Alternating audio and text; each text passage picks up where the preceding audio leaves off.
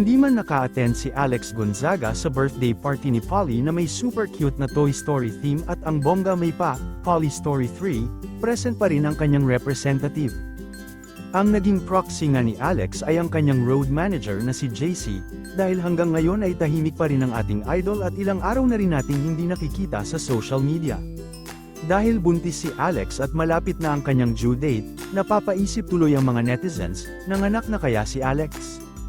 Kung sakaling hindi man siya nakadalo ngayon, baka next year ay mas espesyal na ang birthday celebration dahil kasama na mismo ni Alex ang kanyang little one.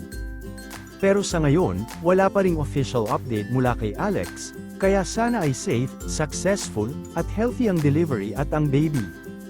Patuloy lang natin silang isama sa ating prayers at hintayin ang magandang balita mula sa kanilang pamilya. Kumusta na kaya ang ating idol?